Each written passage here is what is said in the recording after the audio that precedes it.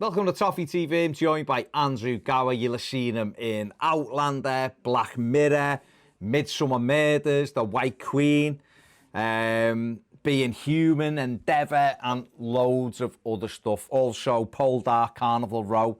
Lots of stuff. He's an actor, he's a screenwriter. More importantly, he is an Evertonian. From his place in London, he's holed up like the rest of us. How are you getting on, mate?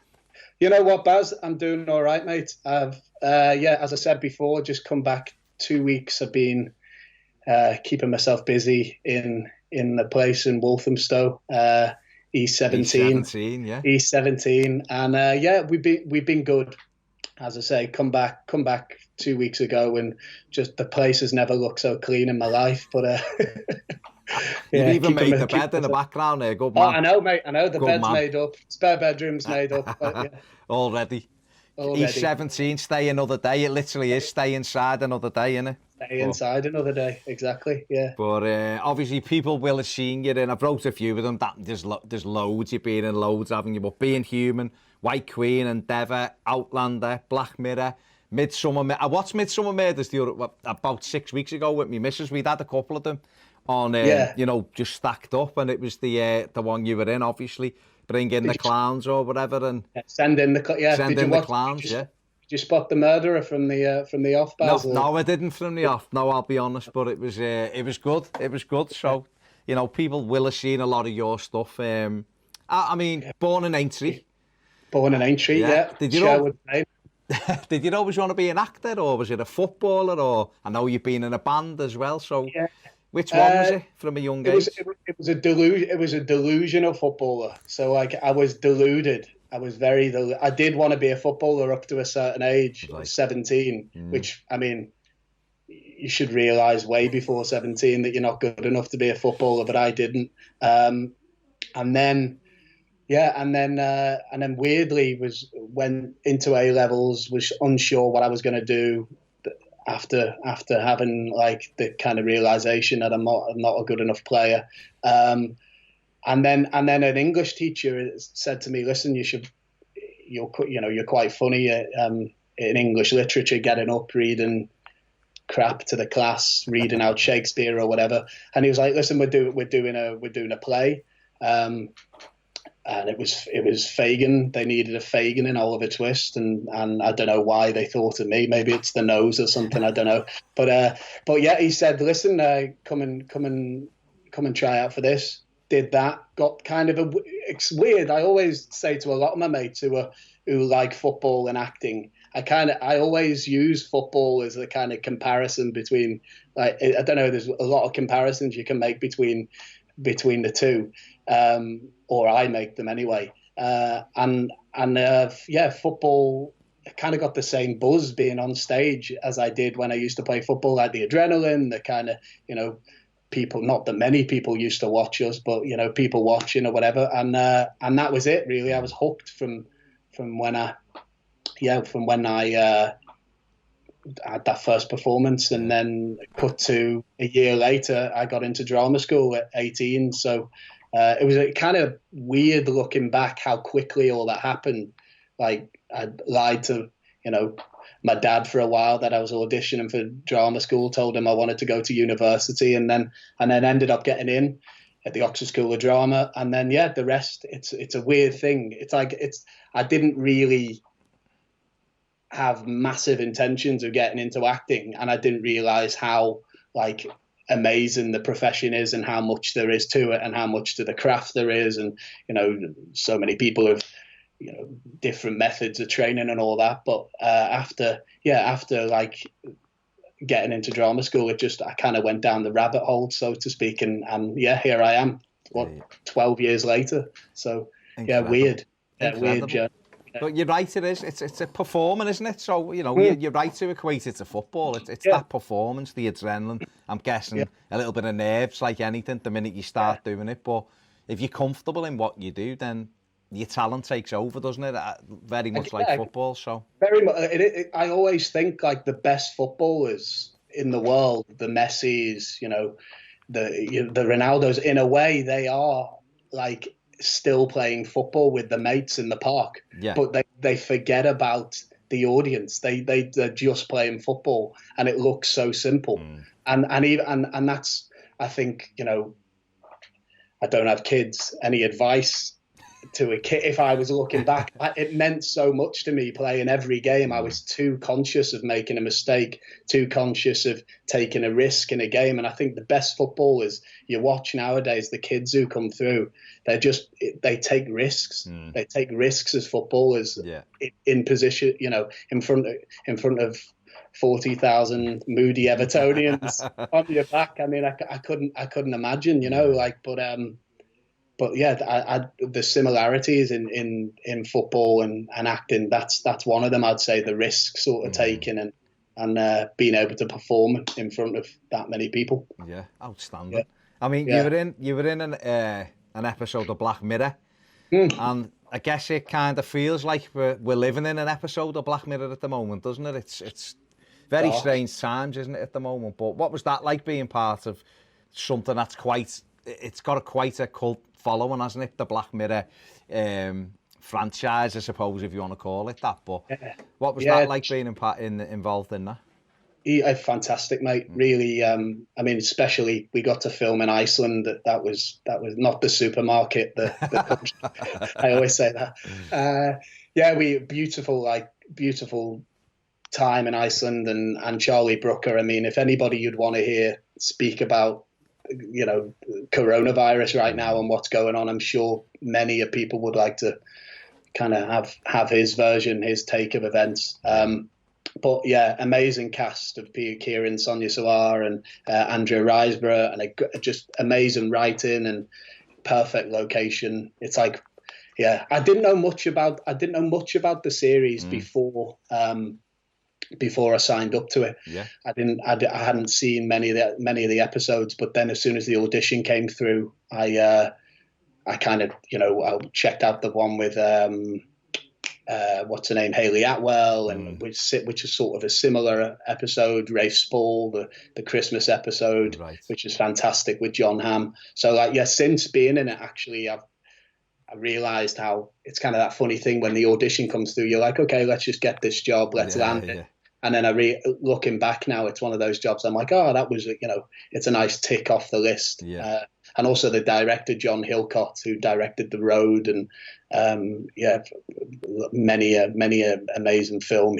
Just to work with him, it's another tick on the list. Another director who I was so excited to work with. Would you like another crack at one of those, one of the Black Mirrors, or is it a case of one and out for that one? It's weird, actually, because I can't think off the top of my head, but a few of my mates, a girl I worked with on her very first job, she did a Black Mirror episode, and then she was called back in to do another one. So you're waiting for the call. Here we go. If they call, if the phone rings, it'd be nice. The amazing thing about Black Mirror is they're all so different, aren't they? They're all films of their own. So very tales of the unexpected, aren't they? It's a quote. Do you have a favourite, Matt? Do you have a favourite episode? No, you know what? Ped's the full on Black Mirror. I've watched a few of them. I mean, the first one I watched, he made me watch it. The one with the pig and I mean, what's his name? I forget. Rupert. Yeah, him. It was absolutely fantastic. Yeah, dark episode. Yeah. But there's. I mean, obviously the Netflix, that's pure cult following on. When people talk about it, they absolutely love it, don't they? But it'd be interesting to see whether you got that call back. You were in Outlander, weren't you? I spoke to Sam Hall last week, who's in the English game, wrote the English game rather at the moment, one of the episodes, and big Evertonian. And you were in Outlander with him as well, weren't you? A few years ago. I was, different. Me and Sam actually have crossed over a few times. Have you? So we did Outlander.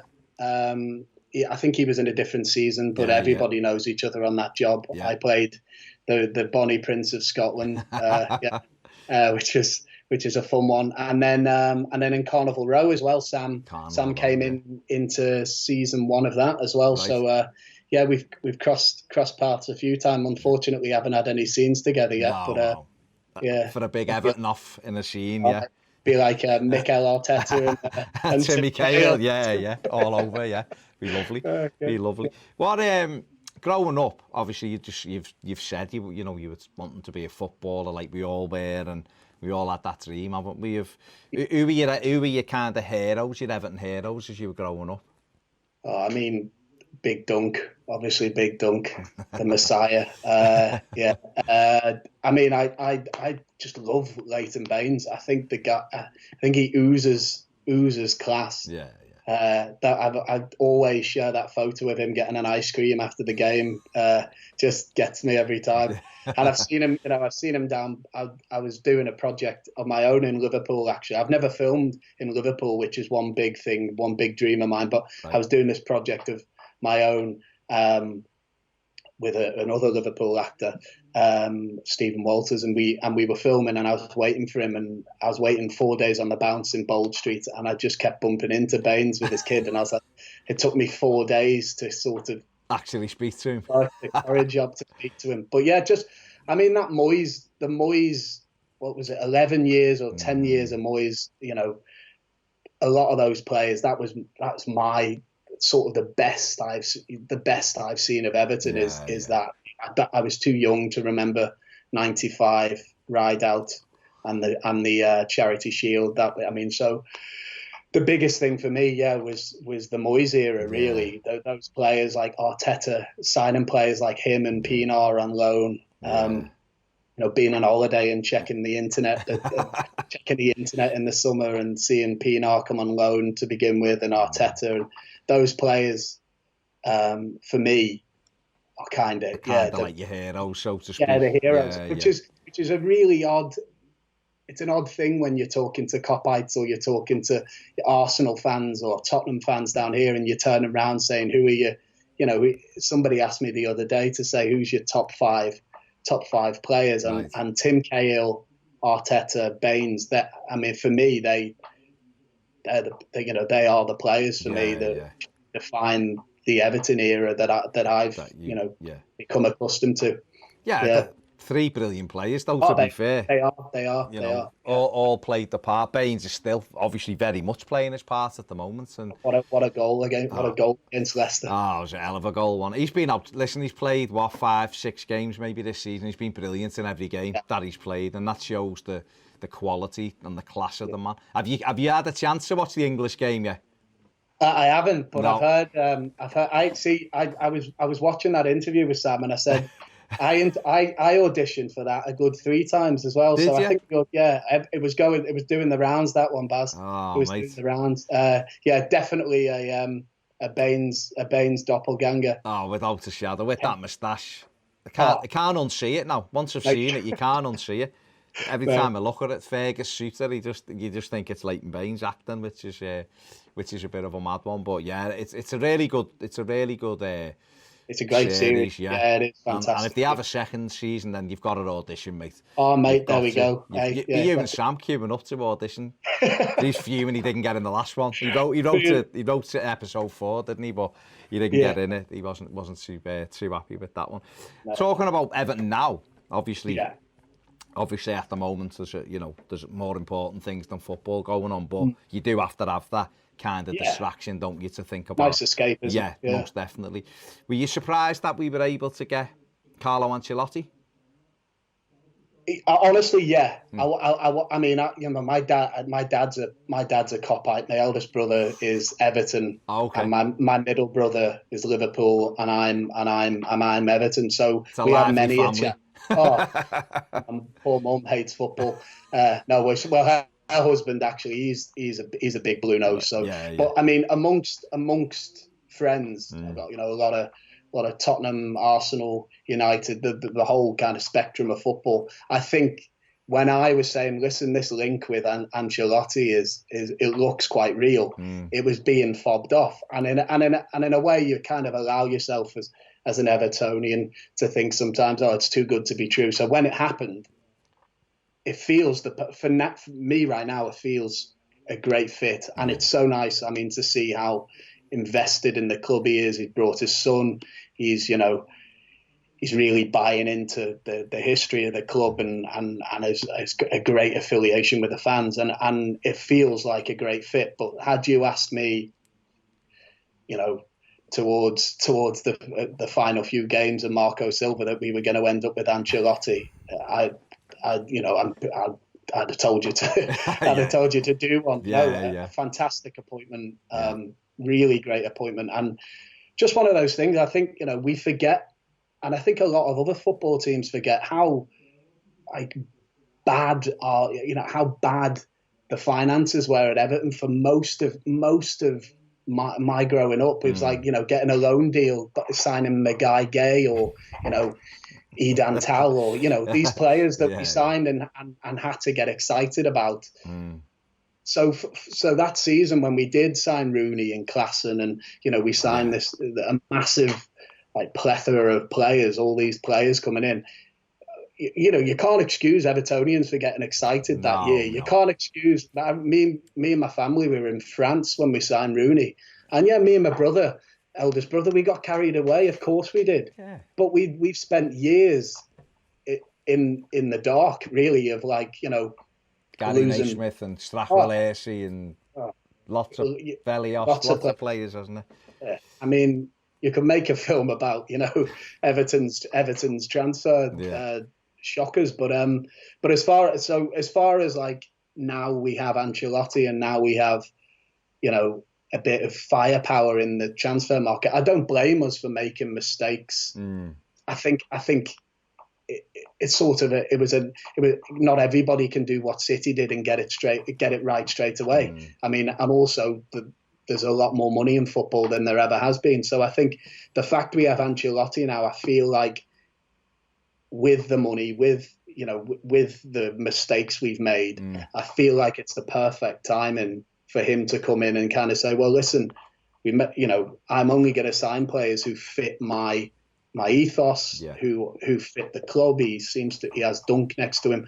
So I feel like I'm glad we've made those mistakes. I mean, it was awful. That season was awful in the end of Koeman and, most of Marco Silva was kind of, I just didn't feel it was the right fit at all. So it's now I feel, I don't know, that Dunk game against Chelsea for me was, I watched it in the other room, literally with the missus. The missus had something else on the TV, and she came in and was like, "You all right?" I just got because I didn't feel like I was going to have another Everton game like that. That Everton game really just, and I think for the first time in a while, the media sort of took note of it and was like, "Hey, that's Everton. That's what they want," because we were kind of in this weird grey area trying to work ourselves out and what was the identity of the club. And I think Dunk hit the nail on the head. And it was, so since then, apart from the Chelsea game,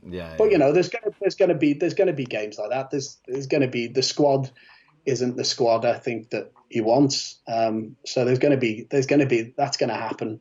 But I'm positive, really positive to have Ancelotti at the helm. I mean, kind of, it rings a little bit of Howard Kendall for me. I don't know, it's kind of exciting to have somebody come in who just is a tactician and knows his stuff. It's not Howard Kendall, obviously ex-player, but just that experience, a bit of experience, and I'm excited. Calm and exactly. And the person who can carry the club on the shoulders. He's been there, done it, and like you say, having Duncan there as well, and having his son, and very settled, and things looking a lot brighter, and a lot more trust in the fans. I think that, to me, is the biggest thing, is that a lot of the fans are kind of like, well, we can't really question this fella because he knows what he's doing. We'll have bumps in the road, like you've said. We'll have a couple of defeats where we're scratching our head. We'll have defeats where we've been battered because at the moment he hasn't got the players he wants. But if it's on the right path, then we'll accept that as fans, won't we? Exactly, mate. Exactly. Very exciting.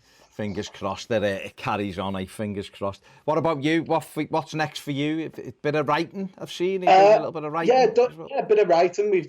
I produced something last year. We're doing Carnival Row season 2 right now. So we had 4 weeks left of that. We were just about to get to Croatia, Dubrovnik, and then Trump's filming back. Well, not filming ban, but travel ban came in. So finishing that off. Okay. Hopefully, what can we say? When will this end? When will travel happen again? So that's happening, which is really exciting. The series has gotten bigger and better since season 1. So with Mr. Bloom and Miss Delavine, and then this season of Miss Scott and the Duke, which is out on Alibi at the moment, it's about to go on to PBS Masterpiece, where Poldark and Downton Abbey went on. So that's another. So yeah, lots of Victorian pieces for me at the moment, Baz, which I never imagined when I was when I was at drama school, whatever. But it's nice. It's been been really lucky recently with roles and stuff. So yeah, just finish Carnival Row and then see what's next. All that. Yeah. Is that what it is? Is it just a case that you finish that job and then is it literally you got an agent who says this is coming up, or do people send you scripts, or are you sitting around going, is there a WhatsApp group where they listen? I might be a job. I mean, how does it work? Just very briefly. If there was a WhatsApp group, mate, I tell you what, I need to get on that. It's kind of a mixture. You can hear it through, you hear through the grapevine of this is, for instance, the English game. A lot of football actor footballers were talking about that project, or Carnival Row when that came up. The script was going around and everybody's like, "Oh, have you read that?" So you can nudge your agent. But a lot of the stuff is, your agent will receive a call and they'd have seen you in a role that's similar, or a casting director or whatever would be intrigued to see you play a certain role that you haven't done, or a director or a producer has worked with you before and they want you for that part. So it's a mixture. It's often a mixture of there's no one way to land a job. There's several ways, and I'm sure people will continuously invent ways of finding and landing jobs. I still haven't written a letter yet to anybody begging for a job, so I'm saving that one, mate. Keep that one. Yeah, that could be. If that Dixie Dean film, there we go. If Dixie Dean comes up, then there you go. You and Sam will be fighting over it. Yeah. I mean, there definitely needs to be a Dixie Dean film without a shadow of a doubt, doesn't it? Because incredible. I mean, it was the opening scene ending starting at that Derby game at the end of his life. Yeah. Look, you've already got it, haven't you? You've got it. I can see it's there. It's ready. Yeah. Have you had the chance to watch the Howard's Way documentary yet? I haven't. I was just putting that. Me and the missus have come up with a list of films and stuff we need to watch, and that's Howard's Way film is definitely on that. You'd recommend it? Is it absolutely? It's absolutely fun. I mean, my son's acting in it, so there you go. There you go. No, I'm sold. There you are. It's absolutely brilliant. Honestly, it's the togetherness of the squad comes across, and how important they all are to each other. And it just obviously, listen, you weren't born, so it's difficult. But when you actually see what Everton were not that long ago, it's incredible. 35 years this year since we won the league, and it charts that, but it's unbelievable, honestly. It's a really good watch. So my mum's husband, who literally Bullens Road season ticket holder, was every game we used to go to, and my uncle Frankie, who's a massive blue nose, never married. There we go. There you go. Love it. Yeah, he that's all they spoke to me about at every game was that's the standard they still. That's my standard. And that's what a lot of other clubs don't realise with Everton is it's sort of that era's kind of, we feel like it's not spoken about enough, but it's great to have the Howard's Way film to remind. I think that might be on the Christmas list for my mum's husband. Oh God, he'd be delighted. Make sure you watch it, because honestly, I'll get your lad to sign it for him. There we go. I don't think he'd be that bothered. There we go. You'd have that, mate. You'd have that. Yeah. No, but definitely check it out, because it's a brilliant watch. It really is, and it keeps that fire burning. We're still the fourth most successful English club. even though we forgot it. So yeah, you'd have to keep telling everybody and ourselves that to try to keep our standards up there. Exactly, the standards, yeah. Well, listen, it's been lovely to chat to you, and made up you took some time out your day for us. And absolute pleasure. Good luck with everything you've got coming up. Sounds like you're going to be, when, fingers crossed, we can get over this at the moment and things can slowly start moving back to normal. You can get on with your very successful acting career and continue to smash it. And look out for that Dixie Dean film, 60, or whatever it's going to be called. And love to you and Ped, mate. It's been an absolute pleasure, and always, I mean, all my family in Australia and all the Blues in the family always check you and Ped out. So real big love to Toffee TV. So thanks a lot, mate. Superb. Listen, when you're up in Liverpool, we'll catch up. You'll be cast up here soon. Loads of films are done here now. Exactly. As soon as I shake off the Victorian moustache, I'll be up there to get in and see us. Get in and see us. Listen, fantastic. Andrew, thanks so much for joining us, mate, and look after yourself, mate. Yeah. Take care. You too. Cheers, Stay safe. And you, mate. Cheers. See you later. Bye-bye. Thanks, mate. Bye.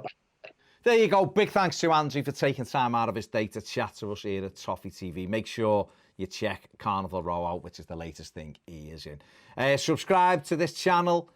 Give the video a thumbs up. And if you want more videos, get over and join us on Patreon. See you later.